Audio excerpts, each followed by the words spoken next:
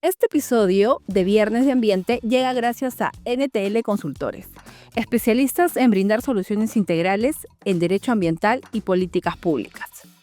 Cuentan con servicios de asesoría legal en gestión de asuntos sociales y relaciones comunitarias, ciencia de datos aplicada al desarrollo sostenible, fortalecimiento de capacidades, sensibilización social, cumplimiento normativo ambiental y compliance.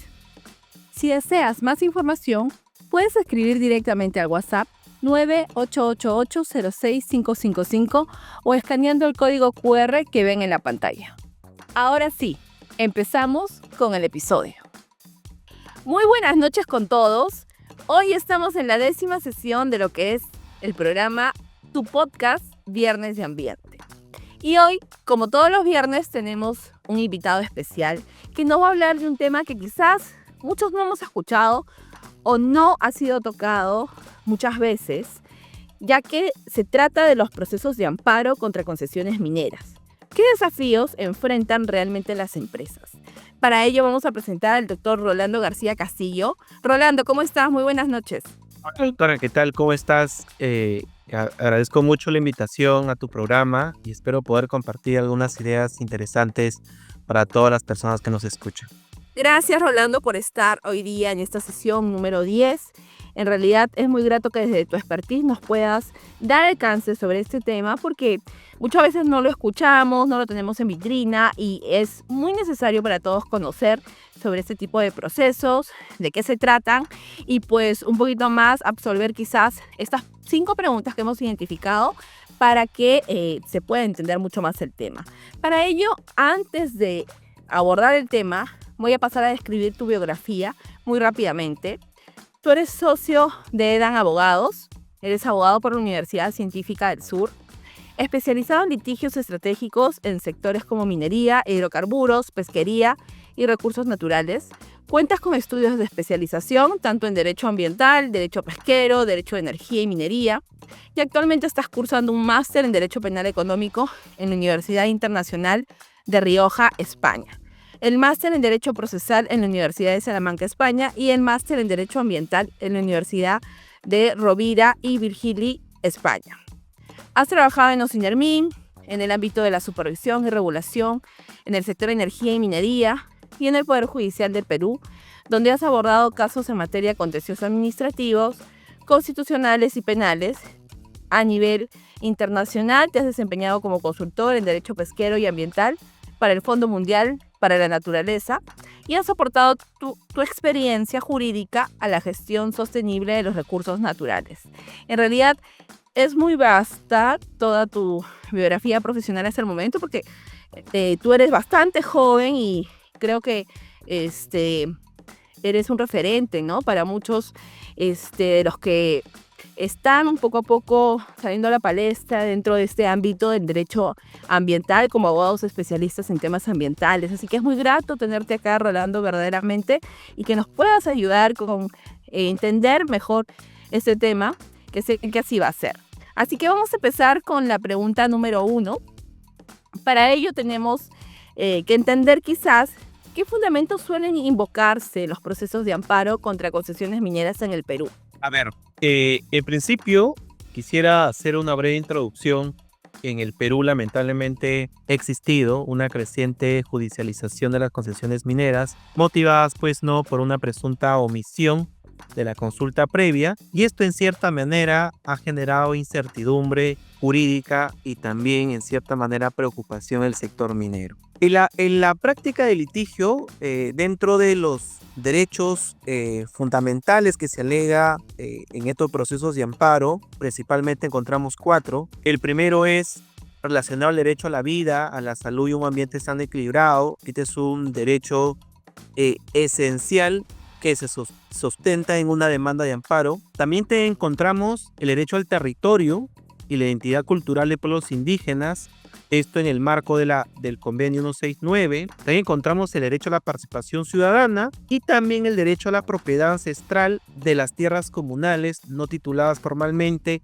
Incluso, últimamente, se ha incorporado en una sentencia reciente que ha emitido el Tribunal Constitucional sobre la afectación del derecho al agua. También puede ser materia de discusión de una concesión minera. Estos derechos efectivamente son alegados principalmente por las demandas que buscan la nulidad de una concesión minera en el Perú. Perfecto, qué interesante. En realidad son varios derechos fundamentales, ¿no? Y bueno, desde la perspectiva empresarial, ¿cuáles son los principales impactos jurídicos y operativos que genera una medida cautelar o una sentencia favorable al amparo?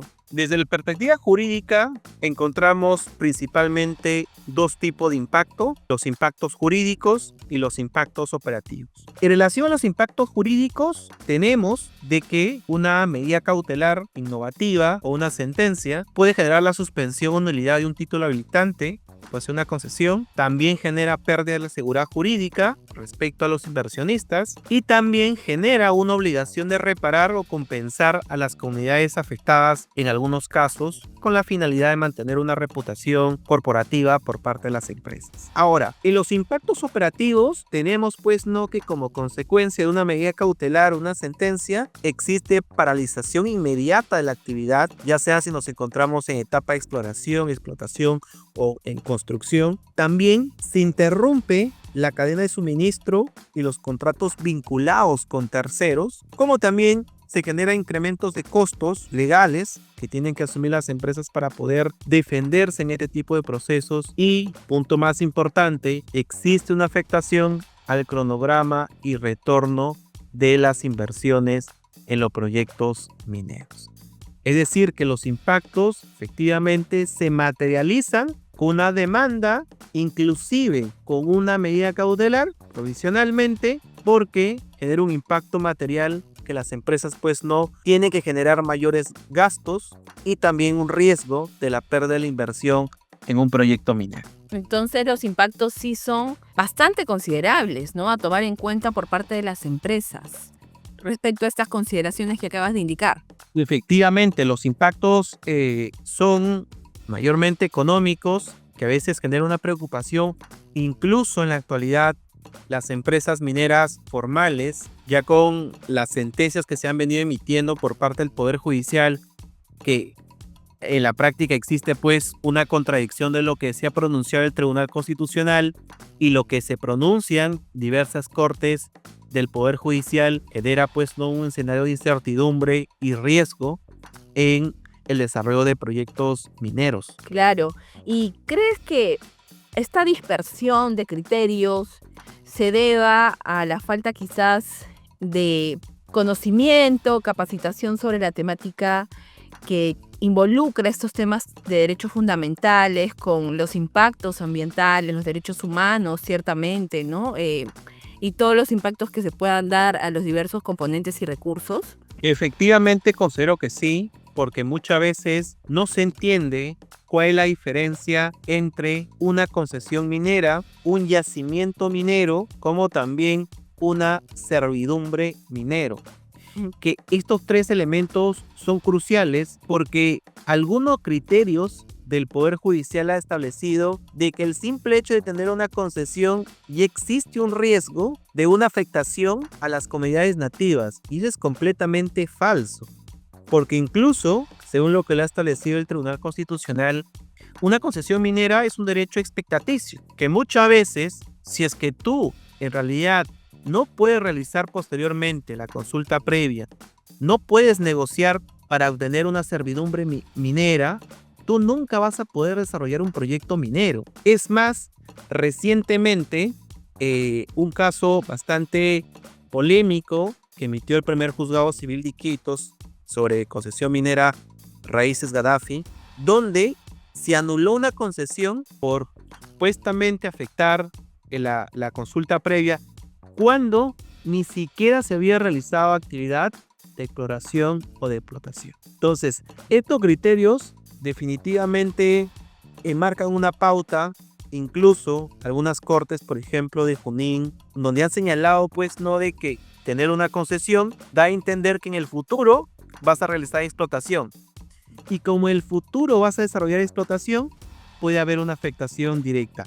Y esto es completamente contradictorio a lo que ya señalaba el Tribunal Constitucional, porque lo que ha dicho el TC es que no toda omisión afectan derechos fundamentales. Para que pueda afectar derechos fundamentales, se tiene que justificar el caso en específico donde exista un riesgo latente de una lesión al derecho a la consulta previa. Si es que no existe eso, no se puede hablar de una omisión a la consulta previa en el procedimiento de otorgamiento de concesiones mineras. Bueno, de hecho, el criterio del Tribunal Constitucional, y compartirás lo mismo que voy a decir, pues es un criterio bastante válido, ¿no? Bastante prudente, porque también dentro de esta incertidumbre entramos a un escenario de falta de predictibilidad, lo cual no hace positivo en realidad ningún escenario de inversión, ¿no? Ya que los titulares siempre buscan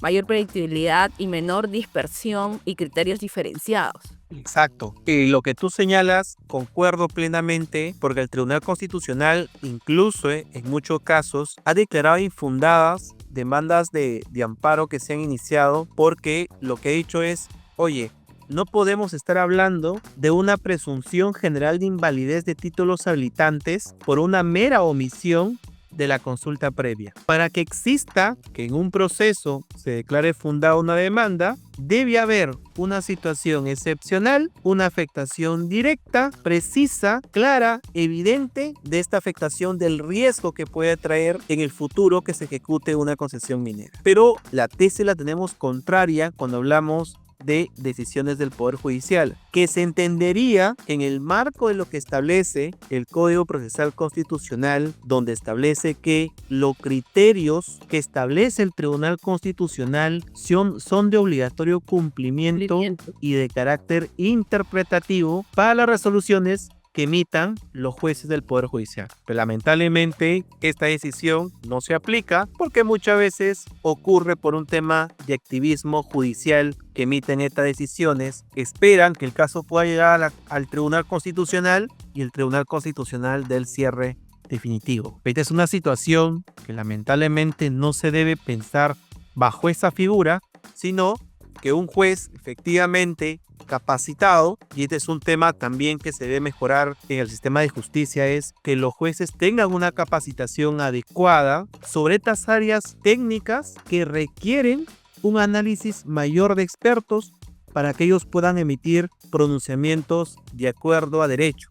Y eso lamentablemente si se hace poco, y eso termina afectando y poniendo en riesgo concesiones mineras de empresas formales que incluso tienen buenas relaciones comunitarias. Y ese es un tema también preocupante que genera el sector minero. Sí, estoy completamente de acuerdo. Como pregunta número 3, ¿se considera que las empresas mineras están adecuadamente preparadas para enfrentar procesos constitucionales de este tipo o reaccionan más desde lo reactivo que lo preventivo? Este es un tema muy importante porque la práctica del litigio peruano nos demuestra que las empresas mineras actúan de forma reactiva. Ya cuando se inician procesos de amparo, las empresas mineras activamente tienen una visión de poder defenderse, poder plantear excepciones procesales y efectivamente esto que genera el riesgo y la paralización de una empresa. ¿Y esto por qué se genera? Principalmente por dos elementos que considero que son relevantes. El primero, porque no tienen una adecuada gestión de relaciones comunitarias, que considero que es uno de los puntos importantes en un proyecto minero, porque muchas veces, no todas, pero hay algunas empresas mineras que se preocupan únicamente por la productividad y no se preocupan por mantener buenas relaciones con la zona de influencia directa o indirecta. Dos, es que subestiman los efectos de una medida cautelar en un proceso de amparo, subestiman los efectos de una sentencia en un proceso de amparo que es de ejecución inmediata y también porque no articulan los equipos legales, sociales y operativos dentro de una empresa minera. Todo esto genera que efectivamente recién actúen cuando existe una demanda en trámite y a partir de ahí surge la preocupación y el riesgo de la pérdida de inversión. Bueno, lo que normalmente pasa lastimosamente, ¿no? Siendo en realidad un punto principal y de partida que deberíamos ver el derecho ambiental y todo lo involucrado con el mismo de manera preventiva, pero vemos que en la práctica, como lo indicas, todavía vamos formulando nuestras reacciones, valga la redundancia, reactivas, ¿no? Por uno u otro actor principal dentro de este tipo de problemáticas que se tienen que hacer frente. Entonces, bueno, esperemos que eso cambie poco a poco. Como pregunta número 4, tendríamos cómo influye la ausencia de esta consulta previa o de la participación ciudadana efectiva en la judicialización de las concesiones mineras. Yo creo que para poder responder la pregunta, primero debemos ceñirnos al procedimiento para el otorgamiento de concesiones mineras. Este procedimiento efectivamente establece de que una concesión minera, por defecto, es un procedimiento que cumple determinados requisitos y como no vas a realizar actividad minera con este título habilitante, no necesitas realizar un proceso de consulta previa o de participación ciudadana. Pero ¿qué es lo que ha pasado? De que al emitirse algunos pronunciamientos por parte del Poder Judicial, algunos juzgados en específico, ha aumentado esta legitimidad social de poder iniciar demandas de amparo, pues la población percibe que hay una vulneración de derechos colectivos, por lo tanto, inician procesos. Es más, esta legitimación social genera y facilita la intervención de organizaciones no gubernamentales, que pueden ser nacionales o internacionales, que acompañan técnicamente y financieramente para iniciar estos procesos de amparo, como también, obviamente, esto que genera que ya como existen algunos pronunciamientos, tomen como base ese criterio y puedan cuestionar activamente estas nulidades de concesiones mineras. Porque muchas veces ha pasado, y dentro de la práctica de litigio hemos podido apreciar, que se ha iniciado algunas demandas de amparo por nulidad de concesiones mineras únicamente con la finalidad de poder negociar y poder pedir, digamos, montos económicos para ya no poder seguir en el proceso. Entonces, ya a raíz de estos pronunciamientos se está delegitimando en un proceso de amparo que debería ser planteado cuando realmente existen afectaciones reales a derechos fundamentales, como no ocurre frecuentemente en este tipo de procesos. Qué interesante lo que nos cuentas, porque en realidad tanto la consulta previa como participación ciudadana efectiva sabemos que son figuras muy importantes, pero que deben ser utilizadas, ¿no?, y amparadas de manera correcta. Entonces es muy importante absolver justamente cómo influye esta ausencia, ¿no? En caso de que sí se diera de manera efectiva, pero en caso de que no fuera el caso de que se efectivizara, pues es correcto el criterio y la interpretación que se tiene hoy en día, ¿no? Y como última pregunta, Rolando, ¿qué recomendaciones darías a las empresas mineras para evitar o afrontar adecuadamente un proceso de amparo por vulneración de derechos fundamentales? Dentro de las recomendaciones, yo las dividiría en dos. En otra fase preventiva, que se debe fortalecer la debida diligencia en el manejo de las relaciones comunitarias, que ese es el paso fundamental para que un proyecto minero sea sostenible. El segundo es que se debe desarrollar protocolos con enfoque preventivo y a fin de evitar conflictos y construir confianza y diálogo con la zona de influencia directa y indirecta. También auditar periódicamente los permisos y autorizaciones ambientales y sociales con el fin de poder detectar vacíos o riesgos legales que pueden no desencadenar un proceso de amparo. A nivel de litigio, efectivamente, lo recomendable es contar con una estrategia legal integral que articule no solamente elementos constitucionales, porque esto muchas veces ha pasado de que cuando se ejerce la defensa en un proceso de amparo, es crucial que exista un especialista tanto en derecho ambiental y derecho minero para que pueda ejercer una sólida defensa y así poder advertir si existe o no lesión de derechos fundamentales o si efectivamente no existe para que esa concesión minera no se ponga en riesgo. También actuar con prontitud frente a medidas cautelares, porque muchas veces ocurre, notifican una medida cautelar a una concesión minera no le toman importancia y luego cuando esta medida cautelar se ejecuta y piden colaboración a la policía, van y cierran el campamento. También es muy importante que las empresas deban documentar de forma exhaustiva los procesos de consulta, información y participación realizada para poder desvirtuar algunas alegaciones dentro de un proceso, y como también es muy importante también considerar salidas extrajudiciales, por ejemplo, planes de remediación participativa donde la empresa se reúne efectivamente con la población, llega a un acuerdo, participan, proponen mejoras al proyecto y de esa manera se puede generar un diálogo y mejorar la relación comunitaria y poder conservar la concesión y la sociedad que forma de la zona de influencia directa o indirecta, en este caso, se pueda estar contenta y de esa forma todos realizamos actividades de manera sostenible, porque muchas veces se piensa solamente ser sostenible en la inversión y se olvidan de la parte de sostenibilidad del foco social y también de la sostenibilidad del punto de vista ambiental. Muy interesante, Rolando, todo lo que nos has comentado. En realidad, este episodio ha querido abordar, pues, este tema que muchas veces suele ser complejo, ¿no? Y de tensión tanto para el desarrollo económico y la justicia constitucional, como lo hemos podido apreciar en la absolución de las preguntas que hemos tenido a bien formularte el día de hoy.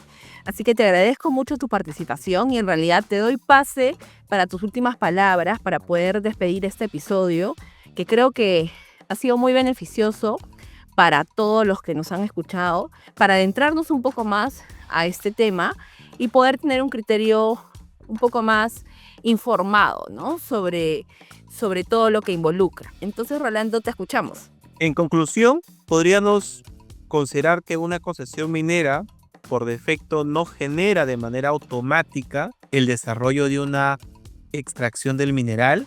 Para ello se necesita contar con un instrumento de gestión ambiental, se necesita permisos sectoriales, permisos en aprovechamiento de recursos hídricos, también se necesita incluso servidumbres mineras, entre otros.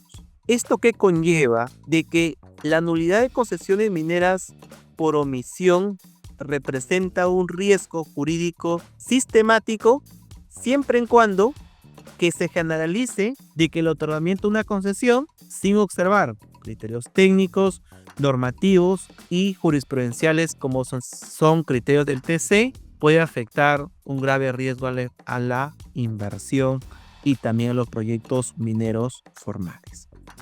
¿Cómo esto se puede lograr? Efectivamente, se puede pensar en propuestas de fortalecimiento, por ejemplo, implementar mecanismos correctivos de consulta previa de manera complementaria, medidas de mitigación que permitan subsanar eventuales omisiones sin recurrir a la anulación de un título habilitante válidamente otorgado que ha cumplido la empresa minera sin en el marco del principio de legalidad. Y también lo que sí me parece relevante es que se requiere fortalecer la capacitación judicial en derecho minero y ambiental a los magistrados efectivamente que resuelven estas controversias. Es más, se debe reforzar la obligatoriedad de la jurisprudencia constitucional que ha emitido el Tribunal Constitucional en relación de que no toda concesión minera vulnera derechos fundamentales. Porque si pensamos así, obviamente va a generar grandes riesgos a la inseguridad jurídica y también riesgos a la economía peruana. Muchas gracias, doctor, en realidad por la invitación. Rolando, ¿dónde te encontramos, por favor, antes de despedirnos? ¿Dónde te pueden buscar? ¿Cuál es el contacto? ¿Por qué página? ¿Números quizás? Por favor. A ver, en este caso, mi contacto de redes sociales me pueden encontrar como Rolando García Castillo. También dentro del marco profesional me desarrollo dentro del área de litigios en el estudio Edan Abogados, donde pues periódicamente compartimos información relevante de litigios, específicamente en recursos naturales. Muchísimas gracias por la invitación. Perfecto, Rolando, muchas gracias. Discúlpame que te haya cortado, pero era muy importante que todo el público pueda también conocer, ¿no?